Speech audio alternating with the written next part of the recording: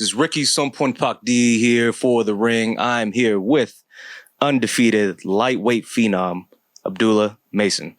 Abdullah, we're getting ready for your fight here in Vegas right now. You're fighting Carlos Ornelas instead of Giovanni Cabrera. He's a last-minute replacement. I know you had your sights set on Cabrera. How are you feeling about all that right now? I'm feeling good, man. You know, it's not too much different. You know, he's still southpaw and stuff like that. So, you know, it's not too much I had to adjust to. But at the same time, he's another great fighter, and he's still a step up. You know, he's 28 wins, 4 losses, and he got some good skill set. You know, he moves his feet a lot. He don't want to sit there and get hit and, you know, all that type of thing. So, you know, it's gonna be a good fight. How frustrating was it though that Cabrera pulled out with injuries, knowing that he is a world-level fighter? He's been in the ring with the likes of Will Zepeda, the likes of Isaac Cruz. Do you feel like that was your moment to show everyone, like, I'm not just a prospect anymore, man. Like, I'm amongst the world's best? I feel like that definitely was one of those type of moments. You know, him going a distance with Isaac Cruz and him competing in those top fights, it would have put me at a higher level, not just, you know, in the eyes of me being a contender or testing out my skills, but in the rankings, that would have put me in a higher level. So, you know, I was looking forward to that for sure. But you know, I feel like it didn't really affect anything too much to where it's like delaying the inevitable or nothing. So I don't feel like it did nothing crazy. You know, I'm still focused. You know, we still got an opponent ahead of me. You know, and that's what I'm grateful for. That I'm still at least fighting on this card. So. Right. You know, I'm just ready to go. Yeah, it's gonna be a good fight. Now, this is your this is a 10 rounder. It's not your first 10 rounder, right? No, this is my first 10 rounder. Yeah. Okay. So I'm considered a contender now. Yeah. So how are you feeling about possibly going? You know, you might go to the distance first time, or you might go into deep waters. How are you feeling about that? I'm ready for it. I'm prepared. You know, I had a good camp. You know, we trained through Ramadan, and I felt good. So, you know, I'm prepared to go 10 rounds with him. Is it kind of risky though, you know, when you get these late opponents, right? You don't know too much about. You know he's a southpaw, you know he's a tough fighter, but your sights were so focused on Cabrera, and you know, do you feel like it's a little risky sometimes taking these types of fights? It definitely could be risky. You know, you fighting you know, Ornelas, Carlos, he could have been training like a dog, you know, for his next fight. You know what I'm saying? And you get in there, you can't underestimate the guys, the backup fighters like Isaac Cruz. He went in there against Tank, and he gave Tank a great fight, but he was on an undercard. You know, it was last minute, like last 2 weeks. You know, but it's the same case here. You know, you can't underestimate nobody, no matter who it is. You know, when they put him in front of you, you know, you can't think like, okay, it's last minute. You know, he wasn't training for this. You know, but the guys who aren't signed are the ones who are in shape. They training for that fight that come up next week. That come up in the next 2-3 weeks. Exactly. I want to look back at your last fight in New York City against Manuel Jaimes. He went the distance with Romero not too long ago, and you took him out and you just dominated from the jump. What was that like? You know, you're somewhat of a regular in New York City now in those fights, but how did it feel coming back, you know, after that rough and rugged fight in November, and you just came out and just dominated? It felt amazing, man. I feel like that fight in November was a great fight for me. Mm-hmm. You know, not only to get tested like that, but to just show something, you know what I'm saying? You know, it was a great fight for me all around. You know, it kind of just shows you like the elusiveness, me being able to get up from that and just you know, still get them out of there the same way. And what Manuel Jaimes, you know, coming off the fight in November with Manuel Jaimes, I just wanted to just chill, relax a little bit, and we all thought he was going to be coming with something different. Yeah, but because I set the precedence early, you know, I didn't let him just jump in there and catch me with nothing. You know, I established my jab and all that. You know, I established what I had to. I guess he didn't feel comfortable, you know, doing what he usually does. Mm-hmm. You know, what he did with Rolly, he was jumping in, and you know, they had a tough fight. It was, you know, they were slugging it out, and that's what I kind of thought he was going to be trying a little more of. But I regulated that, and then when he tried to jump in, I dropped him off the uppercut. So it was a great fight, you know. So the fight in November kind of just kind of reassured me that I have to lock in on my corner, you know, and just slow the fight down like they be telling me. Yep. No, again, I thought that fight in November, you know, I was there in Norfolk, like it showed that you had that dog in you, and, you know, you knew how to get up and handle business. And because a lot of guys, they'll fold under that pressure, right? I mean, there's a lot of hype behind you. You're the next great thing, and then they get dropped. But like, you didn't look like a deer in the headlights. You immediately came back and dropped the dude and finished him. And then you followed up with a great win against Jaimes, who's been in world title fights and world level fights. So that's amazing. And I wanted to, get your thoughts on what the rest of the year might look like for you. This is your second fight of 2025. How many times do we anticipate to see you in the ring this year? So I should be right back after this. No later than 3 months. I should be back in here soon. And that'll put me even higher in the rankings. You see, I'm creeping up in the rankings. I'm ranked I think 7 and 8 now. Yep. In WBC and WBO. So the activity put me up there, But what I want, hopefully, is I could get a main event, probably fourth quarter in Cleveland, Ohio. And, we're looking for a world championship soon. So be ready for the call. If one comes to us, I'll be ready. It's for sure in your future, man. It's showing. A lot of people are calling for it. They want to see you in big fights against other big names. But getting to your point about a homecoming in Cleveland, that's going to be a big deal because Top Rank, they're known for the homecoming fights, right? They brought Terrence to Omaha. They brought Jared Anderson to Toledo. They brought Keyshawn Davis to Norfolk. Could you imagine yourself headlining? I'm sure some of your brothers would probably be on the card. You got the likes of Tiger Johnson. You got the likes of Jared Anderson. You got the likes of Dante Benjamin. There's a lot of great guys come out of Cleveland. So what would that feel like for you, man, to possibly headline that? And how realistic do you think that is with Top Rank right now? They've been talking about it for a while, At first they were saying we were predicting a little earlier, sometime this year. But I feel like with every fight, it's becoming more and more realistic. So we don't know exactly when that's going to be. I'm hoping for the end of this year because I'm thinking that, they come to Cleveland, hopefully I'll be able to sell out Cleveland, because Cleveland, they rock with me. They support me and my brothers. Yep. And if I told them that, okay, Top Rank coming to Cleveland with me, main event, oh man, they going to go crazy. You know what I'm saying? So I feel like Cleveland would be a great card to have, especially with all the talent on there.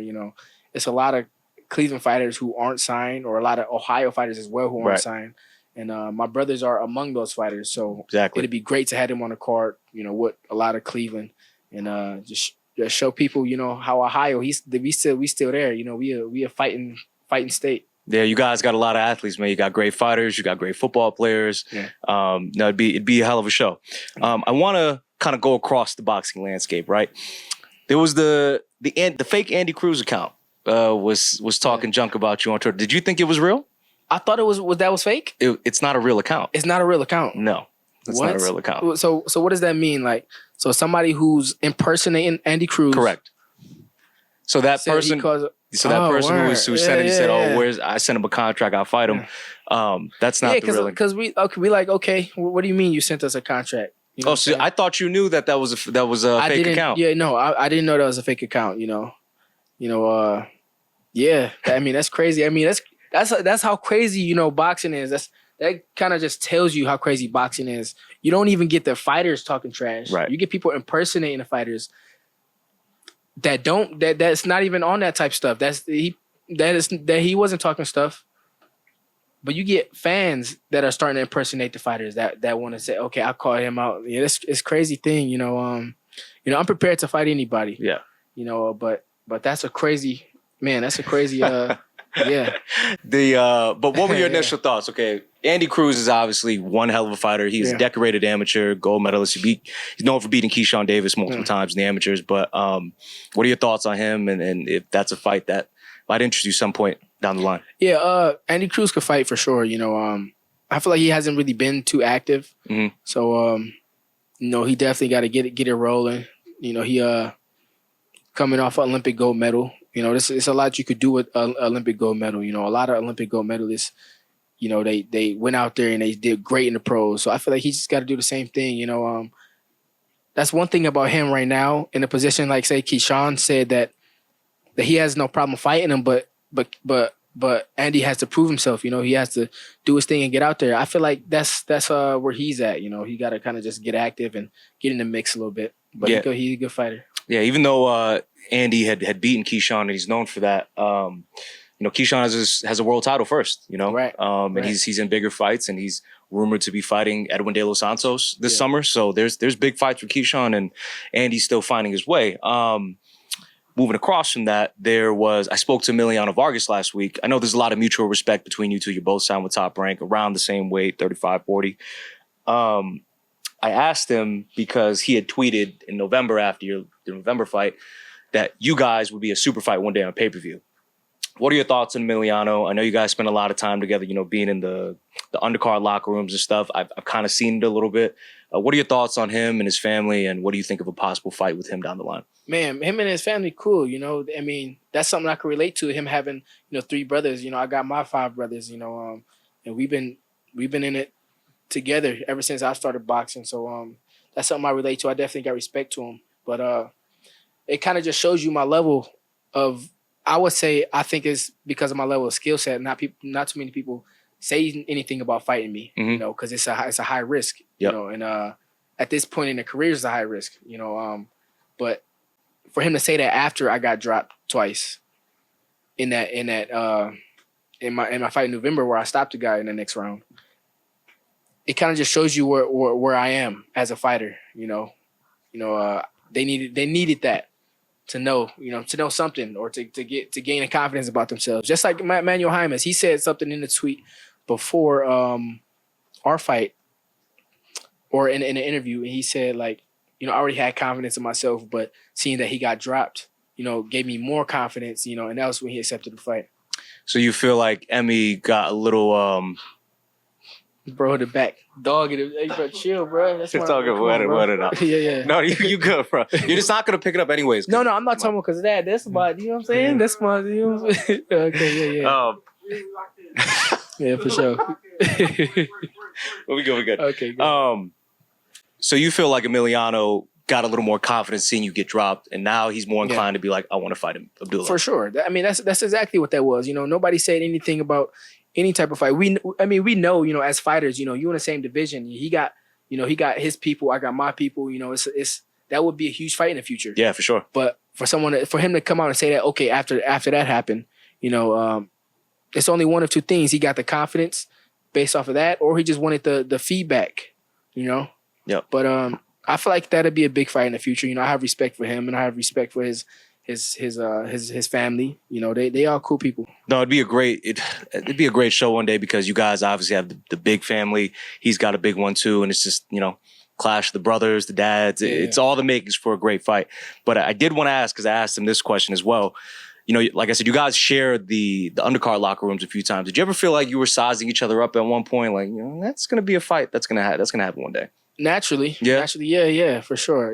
Not as far as like, just looking at his size, but just seeing him as a young fighter up and coming as well. Mm-hmm. We kind of know, if me and him both, we still on this trajectory. Yep. And we make it to the top, then that's automatically a fight to be made. So I feel like that's one point where the respect lies, like knowing that, okay, you two might fight one day. Okay, you do your thing, I'm gonna do my thing, we may meet one day.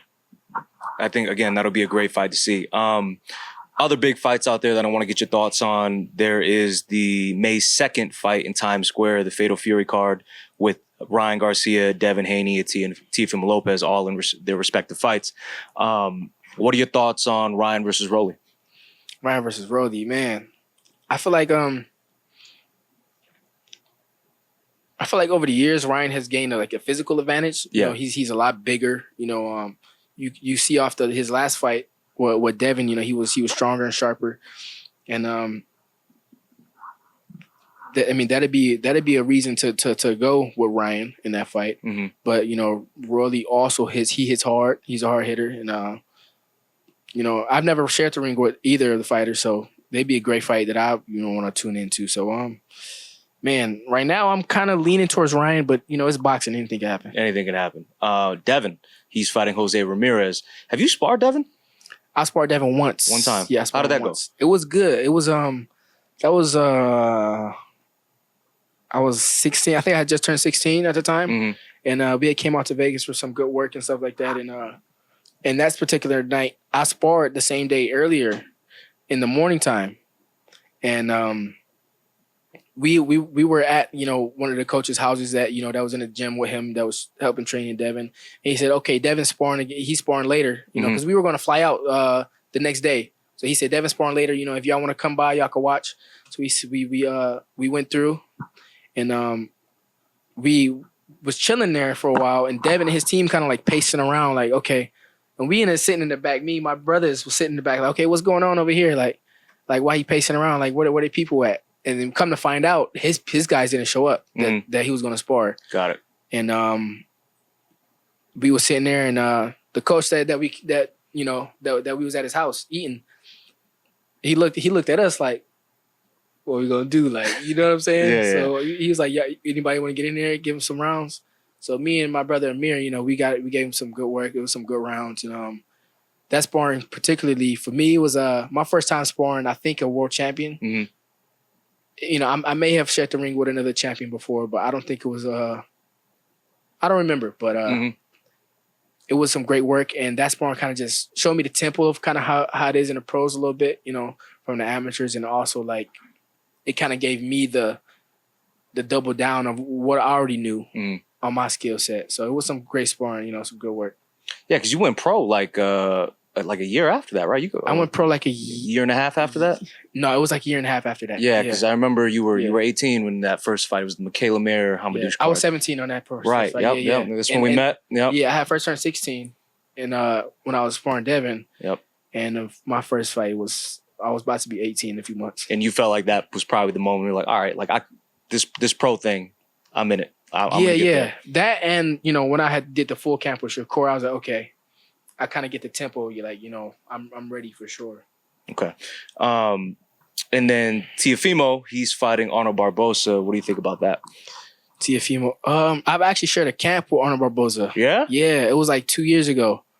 And I was in Big Bear with him. Arnold Barboza, he's a great fighter. And I think it's going to be a good fight because Arnold Barboza's style, he don't want to sit there. He want to get his, and he want to, get out of there, So I feel like it's going to be a good fight for both.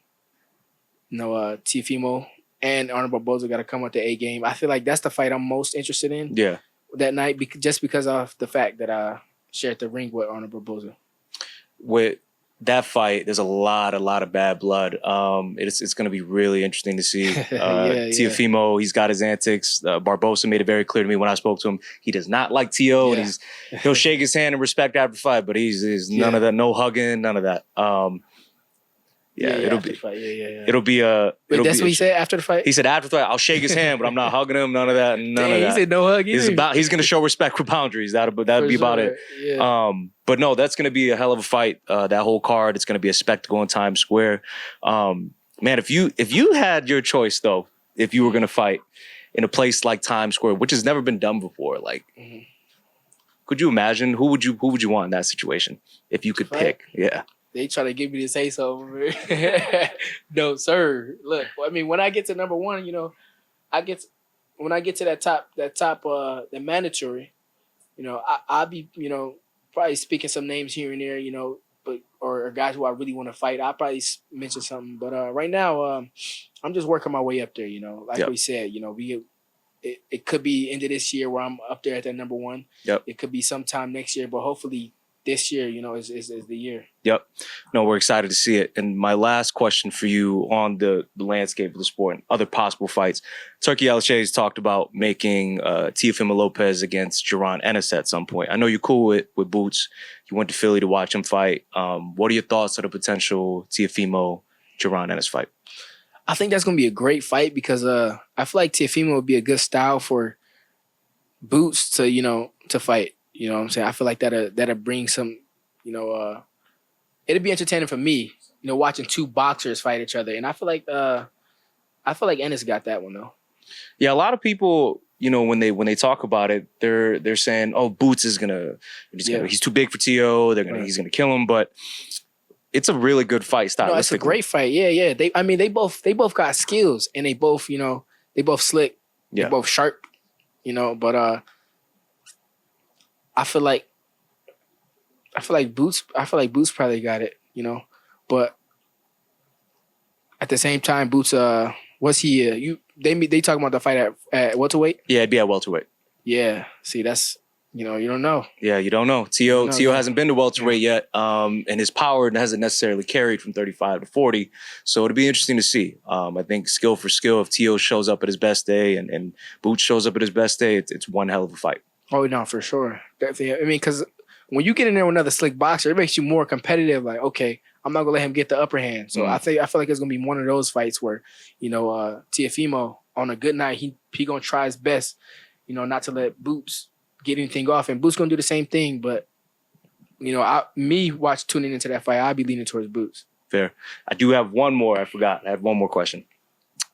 Who do you have in the possible Ryan Garcia Devin Haney fight? I know we were talking about that card earlier, but there's due to fight, I think, in October. That's the rumor, assuming they both win in May. What were your thoughts on the first fight? How do you see the second fight going? I know there was the drug issue with Ryan, and he got caught up with that, and it was a no contest. But what are your thoughts? I don't know, man. With the drug issue, the first fight was watching it was a crazy watching it. My brothers had actually fought in Cleveland that same night, and then we had the watch party at the same place that they fought at. But it was a crazy fight, man. I don't think nobody was expecting it to go that way at all. I definitely wasn't expecting it to go that way. But it's boxing. So anything can happen, and that's what makes it boxing, Right. So that was a good fight. And the second one, I think it kind of just lies on the training, If you don't adjust, it'll be the same outcome. And I feel like if Devin has a great camp and he's adjusts and he got the right people, he switch up, what he does a little bit, then I feel like he could pull it off for sure. Yeah, it would be interesting to see. I think it's probably going to be one of the biggest anticipated rematches. There's a lot of beef there. There's a lot of drama. So I think everyone's going to be tuned in. But Abdullah, I appreciate the time, brother. It's always good talking to you. Best of luck to your fight tomorrow. Yeah. And we look forward to seeing you soon. Thank you. I appreciate you.